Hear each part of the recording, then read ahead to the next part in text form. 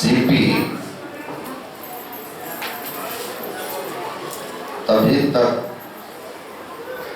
जल के ऊपरी सतह पर भटकती रहती है जब तक उसको स्वाति नक्षत्र के वर्षा की बूंद प्राप्त नहीं हो जाती।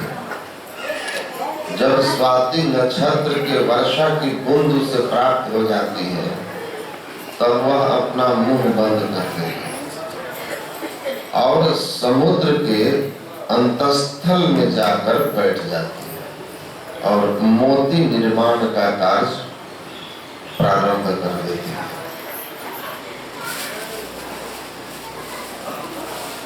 उसी तरह कोई भक्त साधक जिज्ञासु परमात्मानुभूति परमात्म दर्शन के लिए तभी तक यत्र तत्र जहां तहां भटकता रहता है, तीर्थों में धामों में, जब तक कि उसको कोई सच्चे संत नहीं मिलते, सद्गुरु नहीं मिलते जो उनको परमात्मा के स्वरूप और उसकी प्राप्ति की ठीक युक्ति न बता।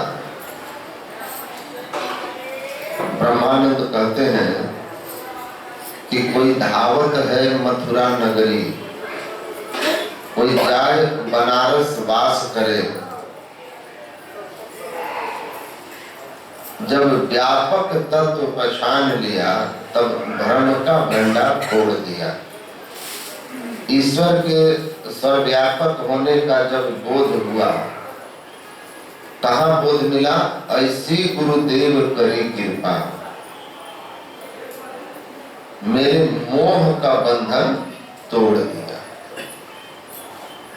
कहीं बाहर भटकने से ईश्वर मिलेंगे, इस अज्ञानता के बंधन को गुरु महाराज ने तोड़ा।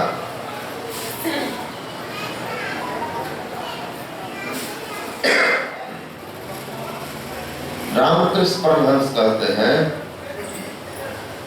उसी तरह संत मिल जाते हैं, ईश्वर का बोध कराते हैं, उसके प्राप्ति का साधन बताते हैं, तो सीपी की तरह ही एकांत में घर के कोने में वन में अपनी सुविधा अनुसार भक्त बैठकर अपने शरीर में ही परमात्मा रूपी मोती को उपलब्ध करने की साधना प्रारंभ कर देता है, भटकन छूट जाता है।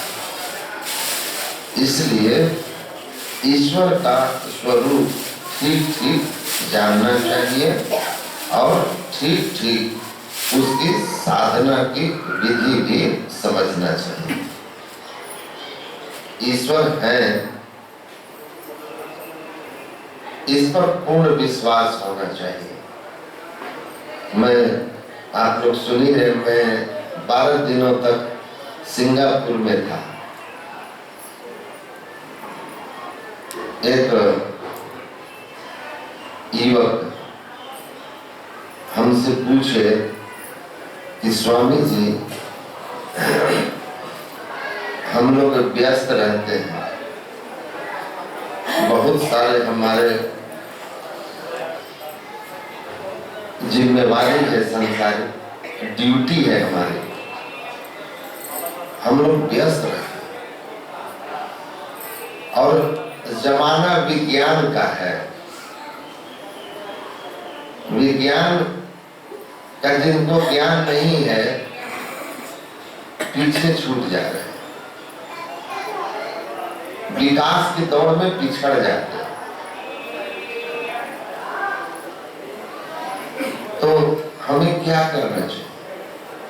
Should we study science of the scripture? हमको विज्ञान पढ़ना चाहिए कि शास्त्र पढ़ना चाहिए? हमने कहा दोनों, दोनों पढ़ना चाहिए, साइंस भी और शास्त्र भी। इसलिए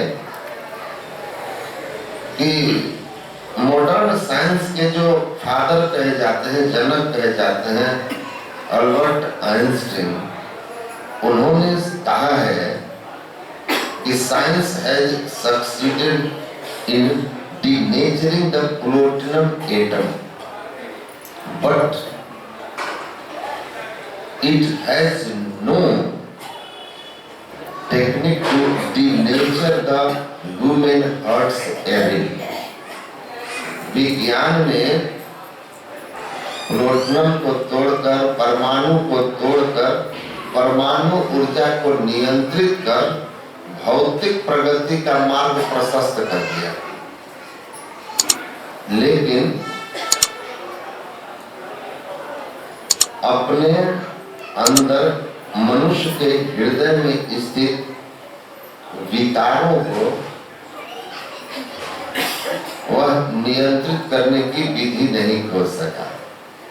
और सुख क्या है? सुख क्या है? जो संत कहते हैं वही आइंस्टीन भी कहते हैं।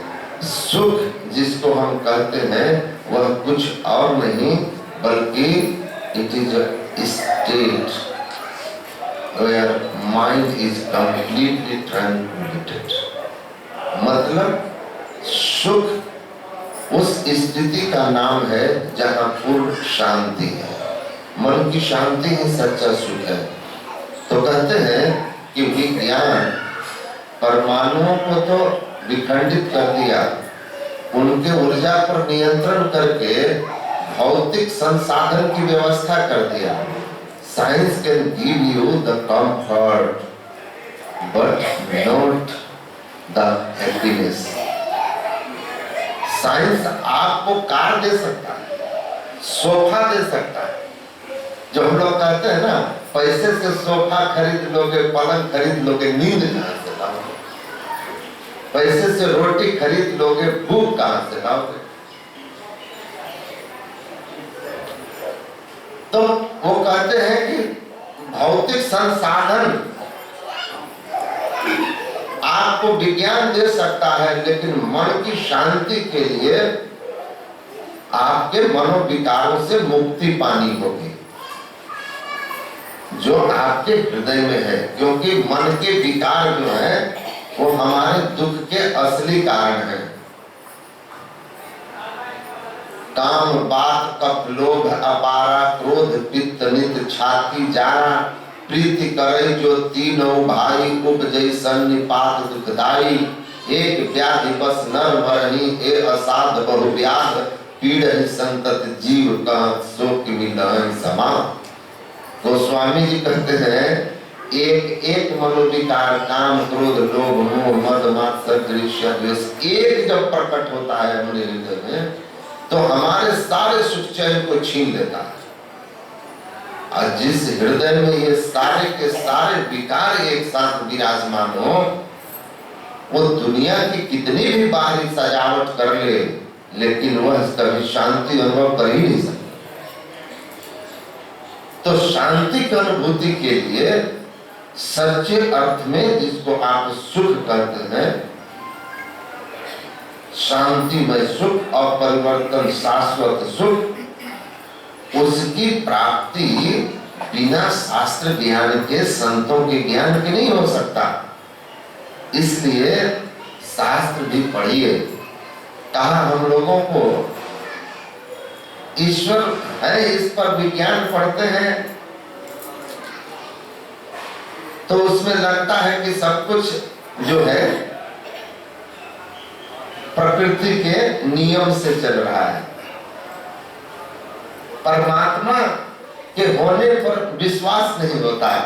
मैंने कहा साइंस हमने भी पढ़ा, लेकिन हमने जब पढ़ा कि पृथ्वी में गुरुत्वाकर्षण है जो फल को नीचे की ओर खींचता है, किसी भी वस्तु को ऊपर फेंको तो वह नीचे की ओर खोजता है, खींचता है, ये गुरुत्वाकर्षण का सिद्धांत है। तो हमारे मन में एक बात आया कि प्रकृति के नियमों को हम पढ़ते हैं, उस पर विश्वास करते हैं, पर इन नियमों को बनाने वाला भी तो कोई होगा, कभी उस पर भी तो विचार होना चाहिए। इस पर भी तो विचार होना चाहिए। पृथ्वी सूर्य के चारों तरफ घूमती है क्योंकि गुरुत्वाकर्षण काम कर रहा होता है।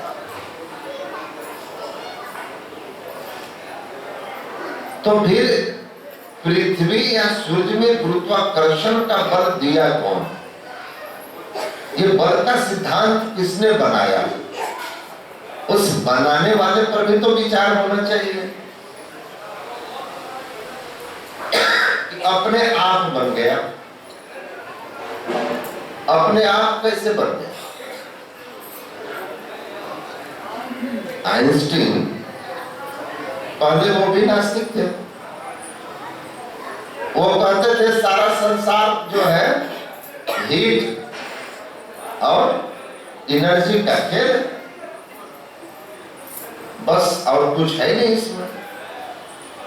एक दिन उनके मित्र थे, उनके टेबल पर बहुत सुंदर एक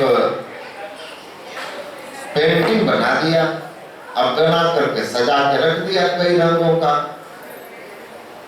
आइंस्टीन जगे, बोला किसने बनाया? बोला किसी ने नहीं, सब हीट और एनर्जी का खेल है। उष्मा बढ़ी, तुम्हारे अलमारी से रंग उड़ के आए और एक सिस्टम से आकर इसको बना दिया। कहा कि उड़ के आता तो जैसा तैसा बनता, इतना खूबसूरत तो नहीं बन सकता था। ये तो बनाया गया है, किसी चेतन ने, बड़े कलाकार ने इसको रचा है, तब इतना सुंदर बना है। ऐसे उड़ के कैसे बन जाएगा? कहा इतना खूबसूरत संसार जब हीट और एनर्जी के प्रभाव से बन के खड़ा हो गया है, तो ये पेंटिंग बनने में क्या बड़ी बात है भाई? वो बिना बनाए बन गया इतनी सुंदर दुनिया। और इसको बनाने वाला, कमाल आपकी सोच है। तो आइंस्टीन की सोच बदली, कहा कि नहीं, कोई अलौकिक सत्ता है, पावर है, कोई पावर है और रूप, पावर का रूप ही होता है जो दुनिया को संचालित कर रहा है। तो ईश्वर का जब तक बोध न हो, ईश्वर की जब तक भक्ति ना हो, तो हमारे भीतर के राम भगति जल बिनु रघुराई अभियंतर मन का बहु न जाए। और जो अपने अंदर के विकारों को जीत लिया, वही तो संत हो गया ना। सठ विकार जित अनघ अकामा अचल अकिंचन सुचि सुख धामा। जिसने अपने विकारों को जीता, स्थिर हो गया, स्थिरता आ गई। शांति, स्थिरता और निश्चलता को कहते हैं। शांति को जो प्राप्त कर लेते हैं, संत का वो संत हो गए। एक बड़े दार्शनिक हुए, अद्वैतवाद के सिद्धांत को उन्होंने प्रचारित किया यूरोप में। शंकराचार्य के अद्वैतवाद से उनका अद्वैतवाद मिलता है।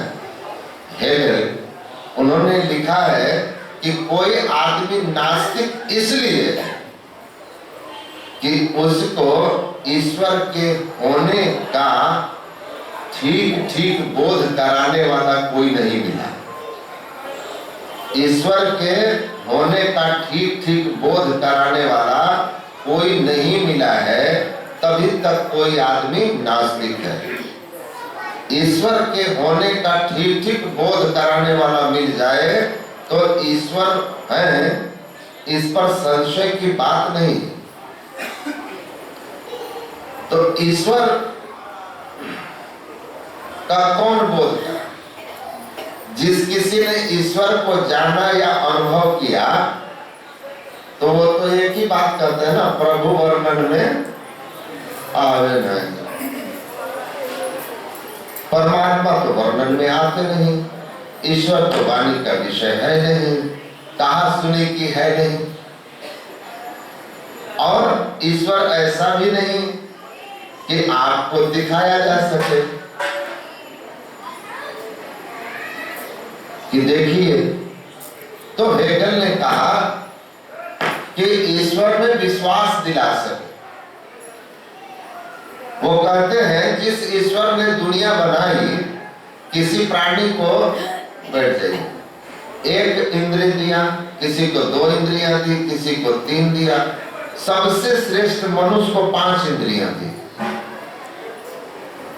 5 इंद्रियां उस ईश्वर ने दिया। अब लोग कहते हैं कि अगर वह है तो नजर आए। कोई घर प्रणाम करने के लिए नहीं आने देंगे। अगर कोई है, ईश्वर है तो वो नजर आए।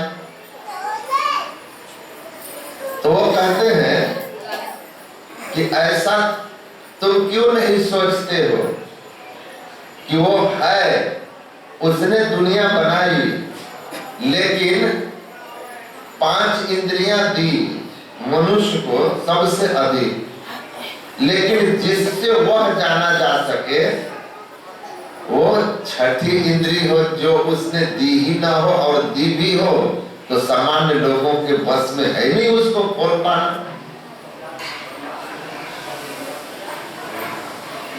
तो आप कठपुतली उसके हाथ के बनाए हुए, जो उन्हीं के सब इशारों पर नाचते हो, उन्हीं के न होने का तुम ढिंढोरा पीटते हो। यह हो सकता है कि जिससे वह जाना जाए वो इंद्रिय तुम्हारी बंद है, वो 6ठी हो और वो सामान्य रूप से न खुलता। तो संतों का अनुभव है, सलीका ही नहीं उन्हें महसूस करने का। जो कहते हैं खुदा है तो उसे नजर आना जरूरी है। गालिब ने कहा ना कि सलीका ही नहीं उसे महसूस करने का। आपके पास उसको महसूस करने का तरीका नहीं है, इसीलिए आप कहते हो कि परमात्मा है तो नजर आए।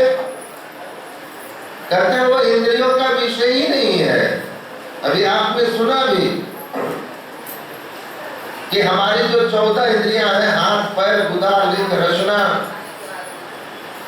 ये मन बुद्धि चित्त अहंकार, इन 14 इंद्रियों में से किसी इंद्रिय से परमात्मा की अनुभूति नहीं होती। इसके द्वारा वो जानने में नहीं आते। अगर आपके पास उसको जानने की क्षमता नहीं है, इस आधार पर कह देना कि वो नहीं है, वो कहते हैं ये तो कोरी मूर्खता है। तो संत लोग इसी बात को कहते हैं।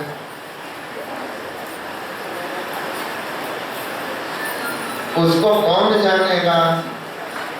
पास खड़ा और नजर ना आवे, ऐसा राम हमारा है रे। है घट में घट की सब जाने, और घट से वो न्यारा है। पास खड़ा और नजर न आवे, है पास लेकिन नजर नहीं आता, कैसे आएगा? क्योंकि उसको देखने की नजर ही नहीं है, नजर ही नहीं है। महाराज भर्तृहरि कहते हैं, पत्रम नैव यदि करीर विटपे दोषो बसंतस्य किम, धारा नैव पतन्ति चातक मुखम, बसंत किम दूषणम, न लोकोप्यलोकते दिवासुर्जस किम दूषणम। कहते हैं अरे बसंत ऋतु के आगमन होने पर सभी धरती पर जहाँ बसंत का आगमन होता है, सब पेड़ पौधे कोमल कोमल पत्तियों और फूलों से भर जाते हैं, लेकिन करीर महुआ के पत्ते गिर जाते हैं। तो इसमें बसंत ऋतु का क्या दोष है? बसंत तो सबके लिए समान रूप से बाहर लेकर आया, पर उसके पत्ते गिर गए। सब में पत्ते आए, फूल आए, और उसके पत्ते झड़ गए। धारा ने वो पतंति चातक मुखम मेघस्य किम दूषणम। चातक पक्षी स्वाति नक्षत्र के बाद अपना मुंह बंद कर लेती है, उसके बाद वर्षा होती रहती है, पर उसकी प्यास नहीं बुझती। तो महर्षि महाराज भर्तृहरि कहते हैं इसमें क्या दोष? सावन भादों का मेघ का वे तो खूब झमझमा के बरसे थे, और चातक ने अपना मुंह ही नहीं खोला तो उसकी प्यास कैसे बुझती? न लोकोप्या अवलोकते दिवा सूर्यस्य किम दूषणम। अगर सूर्योदय के साथ सबको देखने की शक्ति प्राप्त होती है, सब साफ साफ दुनिया देखने लगते हैं, पर उल्लू को नजर नहीं कुछ आता, तो इसमें सूर्य का क्या दोष? कुछ दोष है? कुछ दोष नहीं। उसी तरह आत्म प्रज्ञा विहीन, आत्म चक्षु से विहीन मनुष्य को ईश्वर सर्वव्यापक होते हुए भी अगर उसको नजर नहीं आते, तो इसमें ईश्वर का क्या दोष? ईश्वर का क्या दोष? आप उल्लू हैं, तो उल्लू को कैसे सूर्य के होने की बात समझाई जा सके? कैसे समझाई जा सके? मैं बैठ जाऊंगी। तो ईश्वर है, उनका स्वरूप हम लोग ठीक से समझते हैं। गुरु महाराज कहते हैं परमात्मा इस तरह नहीं कि किसी एक देश में रहता हो, उसको पाने की नजर मिल जाए। आपने सुना होगा महर्षि संत सेवी जी महाराज एक कहानी कहते थे कि एक हंस उड़ते उड़ते एक ऐसे सघन वन में गया जहां खूब अंधेरा, और जब वहां वो पहुंचा तो देखा कि उल्लुओं की भरमार है। तो हंस ने कहा तुम लोग इतने खूब अंधेरे में क्या कर रहे हो? चलो मेरे साथ, तुमको मैं सूर्य के प्रकाश में दुनिया की खूबसूरती दिखाऊंगा। तो उल्लुओं ने कहा अच्छा, तुम हम लोगों को मूर्ख बनाने आए हो। सूर्य क्या चीज है जी? उसका प्रकाश क्या है? सूर्य कुछ नहीं होता, प्रकाश कुछ नहीं होता, क्योंकि सूर्य का प्रकाश तो उल्लू के लिए अंधेरा है। उसकी दृष्टि शक्ति कुछ देख ही नहीं पाती, उसके लिए अंधेरा है, रात है। ये दिन उल्लुओं के लिए रात है। तो कहा कि तुम बेवकूफ बना रहे हो कि कोई सूर्य की सत्ता है, उसका प्रकाश है, और कोई खूबसूरत दुनिया उसके प्रकाश में दिखती है। सूर्य नाम की कोई सत्ता नहीं, कोई प्रकाश नहीं होता। कहा अरे मैं जानता हूं, मैंने देखा है, चलो मेरे साथ। कहा ये आया बेवकूफ बनाने। सब मिल के हंस पर टूट पड़ा। लो भागा हंस बेचारा उनकी ठोकर खा करके वहां से अपनी जान बचाकर। तो कहे कि अब जिनकी दृष्टि है चर्म चक्षु, संसारी भोग वृत्ति प्रबल है, उसको ईश्वर है भक्ति करनी चाहिए। इन सब बातों की चर्चा करोगे तो टूट पड़ेंगे आपका।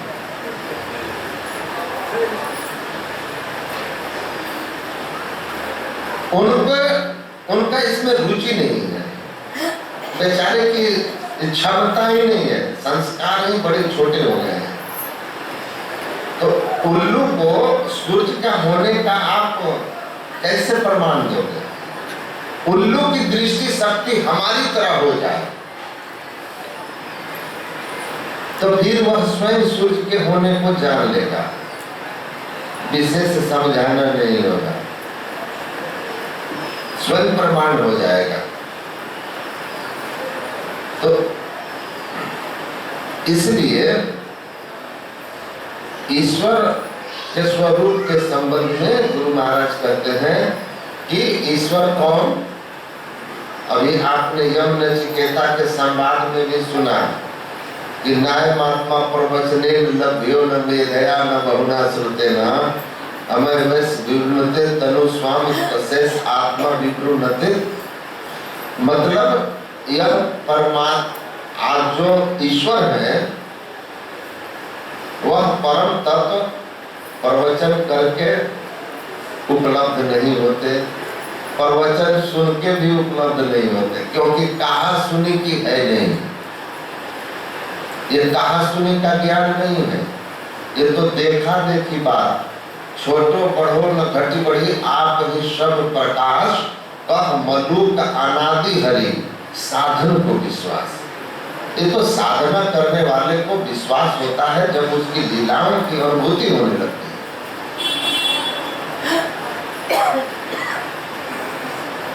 तो साधक जिस आत्मा को वर्ण करता है उसी से वह परमात्मा जानने में आते हैं, जिसको हम आत्मदृष्टि भी कहते हैं।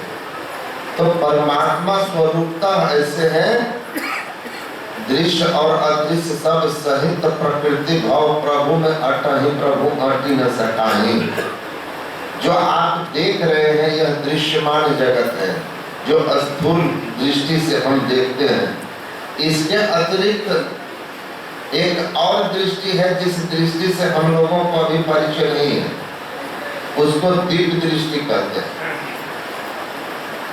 उस दिव्य दृष्टि को जब आप खोलते हैं तो उससे जो दर्शन होता है वह भी परमात्मा की दिव्य माया है, वह भी माया है, वह भी दर्शन माइक दर्शन है। मैं इस्कॉन गया था, जहाँ उनका मायापुर हेड क्वार्टर है, वहाँ हम लोग 3 दिन रुके थे। तो बड़ा खूबसूरत आश्रम है, बड़ी सुंदर व्यवस्था है, मायापुरी बंगाल में बोलपुर। तो मुझसे पूछा उनके एक व्यवस्थापक थे, कई व्यवस्थापक में, कि आश्रम कैसा लगा। मतलब बहुत खूबसूरत है, बहुत सुंदर व्यवस्था, रहने की सब कुछ अच्छा है। कहा कि कुछ कमी आपको लगी इस आश्रम में जिसमें सुधार हो। मैंने कहा महाराज, आपके आश्रम में गरीबों के लिए कोई जगह नहीं है, क्योंकि वहाँ फ्री का कुछ नहीं है। 40 रुपये का जलपान, 80 रुपये का भोजन और 1600 रुपये से लेकर के 10,000 रुपये तक का कमरा। गरीब आदमी तो डर से उधर देखे भी नहीं, और फ्री किसी के लिए नहीं। हम लोग खुद गए थे तो कंसेशन रेट पर कमरा मिला था 800 का। तो मैं वहां से जब देख कर आया तो मुझे लगा कि गुरु महाराज के सिद्ध पीठ की बराबरी इस धरती पर बहुत कम आश्रम है। मैं पंजाब वालों की बात छोड़ के कह रहा हूँ, पंजाब की बराबरी कहीं नहीं है, कोई और नहीं है। बड़े बड़े नाम हमने सुन लिए, बड़े बड़े महामंडलेश्वरों के संग्रह लिए, उनके व्यवस्था में जब आश्रमों में जाके देख लिया, वो फ्री का धर्मशाला और फ्री का खाना वो कहीं नहीं। मैं पंजाब में जैसे राधा स्वामी का है, उनका अमृतसर गुरुद्वारा है, तो मैं उनकी बात नहीं कर रहा, वो अपने में लाजवाब है। उनके पास धन संपदा बहुत है, इसीलिए उनकी बराबरी गरीब संस्था नहीं कर सकती। तो मैं वहां पर 4-5 ब्रह्मचारी लोग थे, वो भगवान कृष्ण के सगुण भक्ति के प्रचार करते हैं। तो मैंने उनसे ब्रह्मचारियों से पूछा, अच्छा ये बताओ कि मनुष्य जीवन का लक्ष्य क्या है? तो कहा मनुष्य जीवन का लक्ष्य है भगवत प्राप्ति, भगवत धाम की प्राप्ति।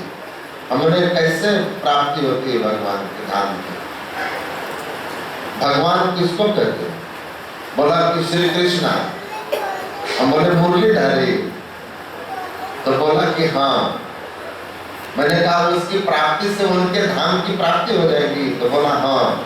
हम बोले अच्छा उनका धाम कैसा है? उन्होंने अपने कहा है, न तत्र भास्कर सूर्यो न शशांको न पावकः यद गत्वा न निवर्तन्ति तद धाम परमं मम। जहाँ ये सूर्य, चांद, तारे और अग्नि का प्रकाश, चंद्रमा का प्रकाश नहीं पहुंचता है। जो स्वप्रकाशित है और उस धाम में जो चला जाता है वह पुनः इस दुनिया में नहीं आता है, वो मुक्ति पा लेता है जन्म मरण से। तो जी, तो मैंने कहा अच्छा, उसी भगवान के प्राप्ति से मुक्ति होती है। मैंने कहा अच्छा एक बात बताओ, ये अर्जुन और पांडव, मैं उनकी बात कर रहा हूँ जो उनके खास थे।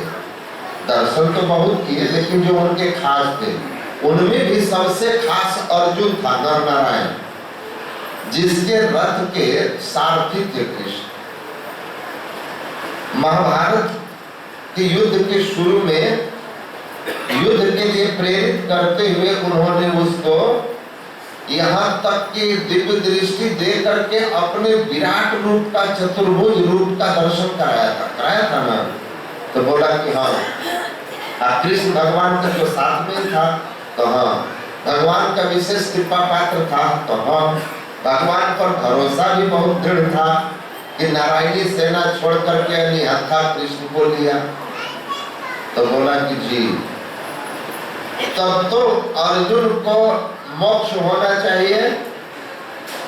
तो कहा कि जी, मैंने कहा लेकिन जिस गीता में भगवान कृष्ण ने अपने धाम का वर्णन किया, वो गीता उसी महाभारत का अंश है जिस महाभारत में लिखा है कि देह त्यागने के बाद अर्जुन को भी कुछ समय के लिए अपने कर्म फल के भोग में नरक जाना पड़ा। उसके बाद स्वर्ग गया, जिस स्वर्ग के लिए भगवान कृष्ण गीता में कहते हैं कि तेतम भुक्त्वा स्वर्गलोकम विशालम क्षीणे पुण्य मर्त्यलोके विशन्ति। मर्त्यलोक में फिर आना पड़ता है स्वर्गलोक से गिर करके। तो तुम बताओ कि तुम कहते हो मुरलीधारी के दर्शन से उस धाम की प्राप्ति होती है जहां से जन्म मरण नहीं। तो अर्जुन को तो दिव्य दृष्टि से भी दर्शन हुआ और तब भी उसकी मुक्ति नहीं हुई। तब कैसे मुक्ति होगी? यही तो उसको जानने की जो नजर चाहिए वो नजर आपके पास नहीं है। मैंने कहा देखो, इसको ठीक से समझ लो, आंख बंद करके मत रहना। मनुष्य और पशु में सिर्फ दो बातों को लेकर के अंतर है। सिर्फ दो बातें जो मनुष्य को मनुष्य बनाता है, पशु की श्रेणी से ऊपर करता है। उसमें पहली बात है विवेकशीलता, तर्कशीलता, रेशनलिटी, विवेकशीलता। और दूसरी बात है आत्मसंयम। पशु के अंदर विकार जग जाएगा तो वो संयम नहीं कर सकता।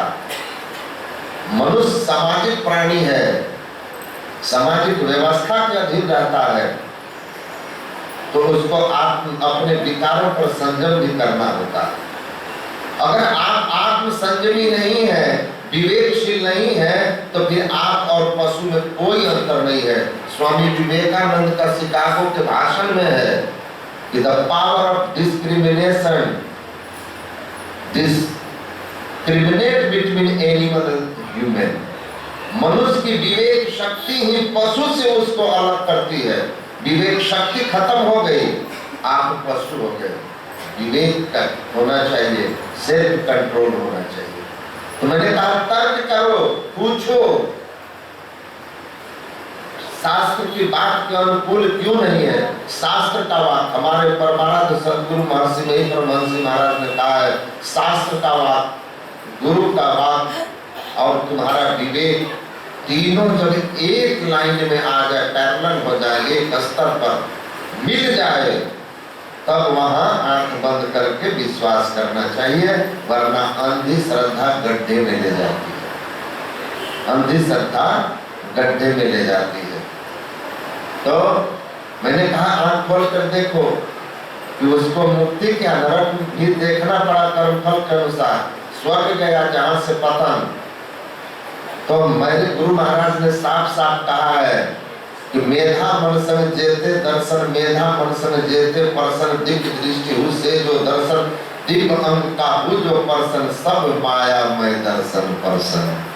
ये सब माइक दर्शन है, और इन दर्शनों से माया में बहुत कुछ मिल जाए, स्वर्ग मिल जाए, लेकिन यदि कर्तव्य निवर्तन तत्धाम परमम मम, वहां तक आप नहीं पहुंच सकते। जब मैं ये बात तुमको समझाने लगा, एक सन्यासी थे वहां के, वो तुरंत आ गए, थोड़ी देर में आ गए, और आके कहते हैं उन लोगों को, चलो चलो तुम लोग अपने अपने काम में जाओ। ये मायावादियों को सुनोगे तो भक्ति का नाश हो जाएगा। मैंने कहा महाराज, भक्ति का नाश नहीं होगा, भक्ति में दृढ़ता आएगी। आप हमारे भक्ति का नाश कर दीजिए तो, आप हमको हिला दीजिए तो। हमारे गुरु महाराज जी ने लिखा है कि मैं संत मत को समझते समझते समझ गया, इसमें मैं इतना दृढ़ हूं कि कोई मुझको हिला नहीं सकता। मेरी रचित साहित्य को जो पढ़ेंगे वो भी मेरी तरह दृढ़ होंगे, ऐसा मेरा विश्वास है। आप हमको हिला दीजिए, मैं तो हिला दिया, आपको भगा दिया अपने शिष्य को। और तब मैंने उनको कहा कि देखिए महाराज, बिल्ली के सामने, कबूतर के सामने अचानक बिल्ली आ जाती है ना, और शुतुरमुर्ग के सामने शेर बाघ, तो दोनों अपनी आंखें बंद कर लेते हैं और सोचते हैं मुंदत नैन कतहु को नाही, कि आंख बंद कर लेने से सारी समस्याओं का समाधान हो गया। हमको बिल्ली नहीं दिख रही तो कबूतर सोचती है कि हम भी बिल्ली को नहीं दिख रहे हैं, शुतुरमुर्ग को लगता है हमको शेर बाघ नहीं दिख रहा तो उसको भी हम नहीं दिख रहे हैं। लेकिन ऐसे मनमोदकों से प्राण रक्षा नहीं होती। मेरी बातों से आंख मूंद कर आप भाग जाओ, शास्त्र की बातों से आंख मूंद करके भाग जाओ। इससे ये मत समझना कि जमराज आपको नहीं देख रहा है, वो तो पूरा पूरा देख रहा है। मेरी न मानो जमराज तो मनाएगा, वो तो मना ही लेगा कि इससे तुमको हम छोड़ने वाले नहीं हैं, क्योंकि जमराज ने स्वयं कहा नचिकेता को कि साधक जिस आत्मा को वर्ण करता है वह आत्मा दूध को मत करी घृत न्यारा किया, बहुरी फिर तत्व में ना समावे, मानी मत्थान तह पांच उल्टा किया, नाम नौले तिले सूरत फेरी, कहे कबीर यो संत निर्भय हुआ, जन्म और मरण की मेट करी। दूध को मत करके जैसे घृत को अलग कर लेते हैं, वैसे इस शरीर रूपी दूध को मतिए, जिमी दूध के मथन से निकसत घी जतन से, तिमी ध्यान के लगन से पार ब्रह्म बनियारा। अपनी चेतन आत्मा को चारों जड़ शरीरों से अलग कीजिए और कैवल अवस्था में पहुंचिए, और तब कह दरिया जिन केवल जाना, सोई नर साहिब पहचाना, जब निज ज्ञान गमी कर जाना, अविगत दृष्टि ज्योति में जाना, अनहद की धुन करे विचारा, ब्रह्म ज्योति हुए उजियारा, यह कोई गुरु ज्ञानी जाने, शब्द अनाहत आप जाने। दरिया सापतन कैवल अवस्था में चलिए, आत्मा अपनी चेतन आत्मा को स्थूल सूक्ष्म कारण और महाकारण के चारों जड़ावरण से ऊपर उठाइए, और कैवल दशा में हो जाइएगा। तब जो दृष्टि आएगी उसको कहते हैं आत्मदृष्टि, उल्लूपन खत्म हो गया। उस आत्मदृष्टि की प्राप्ति, कैवल अवस्था की प्राप्ति होने पर अपनी पहचान होती है। जैसा हमारे स्वामी जी कह रहे थे कि महर्षि संतसेवी जी महाराज कहते हैं, मकान को पहचानते हो, दुकान को पहचानते हो, पत्नी को पहचानते हो, भाई को पहचानते हो, अपने शरीर को पहचानते हो, रिश्तेदारों को पहचानते हो, लेकिन मैं कौन हूँ इसी बात को नहीं जानते हो, खुद को नहीं पहचानते हो। इससे बड़ा आश्चर्य और क्या होगा। और जब तक अपने को नहीं पहचानते हो तब तक परमात्मा को नहीं पहचान सकते। अब परमाराध्य सदगुरु महाराज ने एकदम सरल शब्द में कहा, चेतन आत्मा जड़ का शरीर छोड़कर जो पहचानती है उसको ईश्वर दर्शन कहते हैं। और यह ईश्वर दर्शन के लिए कहीं बाहर जाना नहीं है। क्यों? क्योंकि हम फंसे कहाँ हैं? शरीर में। तो शरीर से ही हमको छूटना है, अपने आप को आपको जानना है। महर्षि अरविंद कहते हैं know your self God automatically will be known. अपने आप को जान लो, उसके बाद ईश्वर को अलग से जानने के लिए कोई साधना नहीं बचती। आत्मबोध होते ही परमात्मा वैसे प्रत्यक्ष हो जाते हैं जैसे आंख की पट्टी खुलते ही सूर्य सामने दिख जाता है।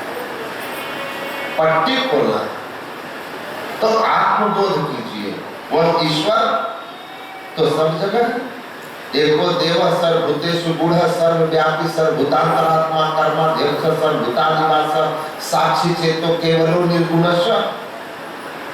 सब में व्यापक सबते न्यारा संघट एक ही राम। मेहंदी में लाली दूध घी में फूल निवास समा। पूर्ण ब्रह्म रहे खट में सठ तीरथ कानन खोजन जाई। कीट पतंग रहे परिपूर्ण कहूँ एक तिल न हो विदाही। नए दियो जब देखन को पलटू सब में प्रभु देख दिखाई। ढूंढत मूढ़ ग्रंथन में लिखी कागज में कहीं राम लुटाई। ये तो सदगुरु मिलेंगे तो सदयुक्ति बताएंगे। जानना भेद गुप्त यह ग्रंथ से है, असंभव सीख लो किसी संत से। तो संत मिलते हैं तो नैन दियो जब देखन को। संत की सदयुक्ति से वह नैन प्राप्त होता है जिस नैन से सब में प्रभु देख दिखाई। सब जगह सब में सर्वत्र परमात्मा प्रत्यक्ष हो जाते हैं। प्रभु जी व्यापक जनु गगन रहाई। आकाश जैसे सब जगह है और आकाश सब में है और ग्रह नक्षत्र तारे सब आकाश के अंदर है, वैसे ही हरि महतनु है, तन्मय हरि है, सर्व निरंतर सोई है। वो परमात्मा सर्वत्र सर्वव्यापक अनंत सत्ता हमारे लिए प्रत्यक्ष हो जाता है, हमसे छिपा हुआ नहीं रहता। लेकिन नैन जीवोदम देखन को आत्मदृष्टि की प्राप्ति, आत्मदृष्टि की प्राप्ति चांद चश्म से नजर न आवे खोज रूप के नैना। जब तक इस स्थिति में नहीं आएंगे तब तक मोक्ष प्राप्त नहीं होगा, जन्म मरण का चक्र नहीं छूटेगा, ईश्वर दर्शन नहीं होंगे। वो है सब जगह पर नजर नहीं आता। महर्षि अरविंद की ही वाणी में है the God is omnipresent, still if you are not realizing him it is not a fault of God। परमात्मा सब जगह है, कण कण में है, प्रत्येक परमाणु अणु लघु दीर्घ सर्वतनु सब में व्यापक है, कहीं से खाली नहीं। फिर भी अगर नजर नहीं आते तो इसमें परमात्मा का दोष नहीं है, किसका दोष है? तो कहते हैं ये आपका उन यंत्रों का दोष है। This is the fault of that instrument through which you want to realising. ये उन यंत्रों का दोष है जिन यंत्रों से तुम उस परमात्मा को अनुभव करना चाहते हो। क्योंकि तुम्हारे जो यंत्र है, उपकरण है, वो इंद्रियां वो बहुत स्थूल है। अब परमात्मा सूक्ष्माति सूक्ष्म है। इस स्थूल इंद्रिय से उस सूक्ष्म को कैसे प्राप्त करोगे? परमानंद सदगुरु महाराज कहते हैं दीवार घड़ी और हाथ की घड़ी दोनों में एक ही पुर्जे लगे हुए हैं, लेकिन दोनों को खोलने के लिए यंत्र एक नहीं हो सकता। हाथ की घड़ी छोटी होती है, उसके पुर्जे छोटे होते हैं, तो उसके लिए छोटा पेचकस चाहिए। अब बड़े के लिए बड़ा चाहिए। बड़े घड़ी के पेचकस से छोटी घड़ी के यंत्रों को, आपको मशीनों को नहीं खोल सकते, उनके पुर्जों को नहीं खोल सकते। उसी तरह परमात्मा परम सूक्ष्म, सूक्ष्माति सूक्ष्म, और आपकी स्थिर इंद्रियां स्थूल है, वो परमात्मा को पकड़ ही नहीं पाती है। वही बात महर्षि अरविंद कह रहे हैं कि आप परमात्मा सब जगह है, आप उनको नहीं जान पाते हो। ईश्वर का दोष नहीं, तुम्हारा दोष है। तुम स्थूल इंद्रियों से उसको ग्रहण करना चाहते हो, इसलिए मन महीन कर लीजिए जबकि वो आवे हाथ। महीन कीजिए अपने आप को, मैं ही अपने आप को मैं ही कीजिए। गुरु महाराज कहते हैं सूक्ष्म बनाइए, बाल नोक से में ही दर में ही हो पथ पावे, सतजनता में दसिधावे। उस पथ में चल करके उस स्थिति को प्राप्त करना होगा। वैसे यंत्र आपको ग्रहण धारण करने होंगे कि परमात्मा को पकड़ ले। वो चेतन आत्मा है और उसी को प्राप्त करने के लिए, चेतन आत्मा को जड़ से मुक्त करने के लिए साधना है। तब भगवान हमसे छिपे हुए नहीं रहते हैं। इसीलिए महापुरुष लोग कहते हैं इसकी सरल और सीधी साधना यही है कि पहले एक बैठ करके ध्यान लगाना है आपको। नैनन मोदी को ध्यान को साधन करो, बैठ दृढ़ होई सुखासन। मानस नाम जाप गुरु केरा, मानस ध्यान रूप उन्हीं केरा। यही अवलंब ध्यान कछु होई, पुनः दृष्टि पर कीजिए सोई। सुखमन बिंदु को धरो दृष्टि से, सूरत छोड़ाओ पिंड सृष्टि से। धर कर बिंदु सुनो अनहद ध्वनि, विविध भांति की होती पुनि पुनि। धुनि सुनी सूरत चढ़ती जाई, अंतर पर टूटे दुखदाई। ये जो खट्टम प्रकाश व शब्द पत्र के 3 दुखदाई पट हैं, जिसके अधीन रह करके हमारा आवागमन हो रहा है, इन तीनों पट आपके टूट जाएंगे, आप मुक्त हो जाएंगे और परमात्मा से आपकी एकता हो जाएगी। फिर द्वैतता कुछ नहीं रहेगी। हम प्रभु प्रभु हम एक है, वही द्वंद्व द्वैत रहे नहीं कोई की स्थिति में आ जाएंगे। ये अवस्था तक चलनी है। 2 मिनट का एक प्रसंग सुनाते हैं। मैं बेंगलोर गया था 3-4 साल पहले, एक सत्संग के कार्यक्रम में ले गए थे। एक सॉफ्टवेयर इंजीनियर थे, तो वहाँ एक आदमी, उनके साथी लोग आए थे, तो वो मैनेजर थे, बुजुर्ग थे। तो जब हम लोगों का सत्संग का कार्यक्रम हो गया, प्रवचन 8:30 पौने 9 में आरती हुई, तो मैनेजर साहब हमको कहते हैं कि स्वामी जी अहम ब्रह्मास्मि, मैं ब्रह्म हूँ। ये हमारे वेदों का घोषणा है, मैं ब्रह्म हूँ। ऋषियों की घोषणा है, मैं ब्रह्म हूँ। अहम ब्रह्मास्मि, डू यू एग्री? मैं ब्रह्म हूँ, इससे सहमत हो? तो मैंने कहा यस आई डू एग्री, मैं सहमत हूँ। तो वह हमको कहते हैं तब इफ अहम ब्रह्मास्मि is right, then what is need of satsang and meditation? जब मैं ब्रह्म हूँ यह सत्य है, तो ध्यान और सत्संग हम क्यों करें? हमें इसकी क्या जरूरत है? ब्रह्म ध्यान सत्संग क्यों करें? बात तो सही है। तो मैंने उनसे कहा कि सी someone asked the same question to my son Sadguru Maharaj in Jalandhar, अहम ब्रह्मास्मि डू यू एग्री? मेरे सदगुरु महाराज से किसी ने जालंधर में यही सवाल पूछा था कि आप, मैं ब्रह्म हूँ, इससे आप सहमत हैं? तो उन्होंने कहा 100%, 100%, but now in this condition, इस स्थिति में नहीं। When a river meets to ocean, that state is अहम ब्रह्मास्मि। जब नदी सागर में मिल जाती है, तब अहम ब्रह्मास्मि होता है, तब अहम ब्रह्मास्मि। तो अहम ब्रह्मास्मि है, ये उस ऋषि की अनुभूति है। यथा नद्यः स्यन्दमाने समुद्रे अस्तंग गच्छन्ति नाम रूपे विहाय, तथा विद्वान नाम रूपात् विमुक्तः परात्पर पुरुषमुपैति दिव्यम्। जैसे नदी बहती हुई सागर में मिलती है, तो नदी के नाम रूप समाप्त होकर के सागर ही सागर हो जाता है।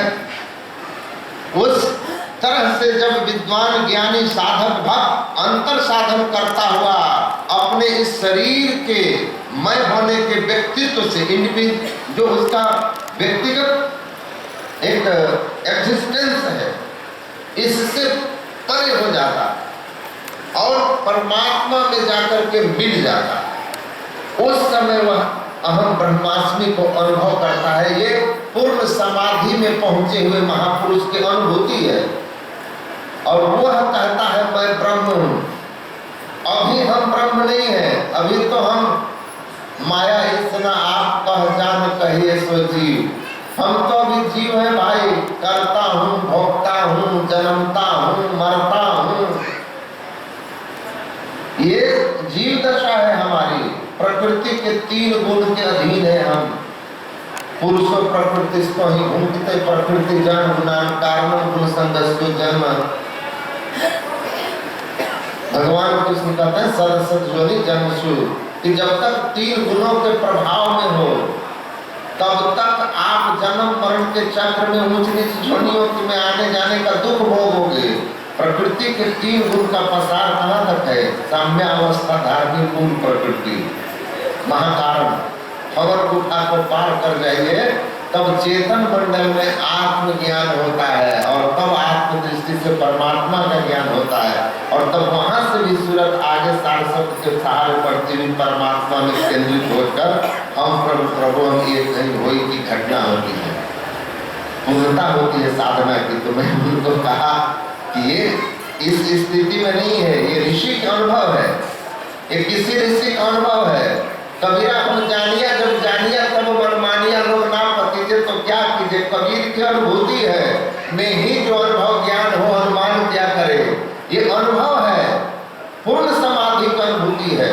ये दिस इज नॉट ए मंत्र आई एम हम ब्रह्मास्मि हम ब्रह्मास्मि जस्ट लाइक चैंटिंग इट। ये चैंटिंग का मंत्र नहीं है हम ब्रह्मास्मि, ये माला फेरने के लिए नहीं है, ये अनुभूति के लिए है। और अनुभूति होगी माया मंडल को पार करने पर, और उसके लिए मंत्र जप कीजिए, मानस रूप का ध्यान कीजिए और तब आप में क्षमता आएगी किसकी।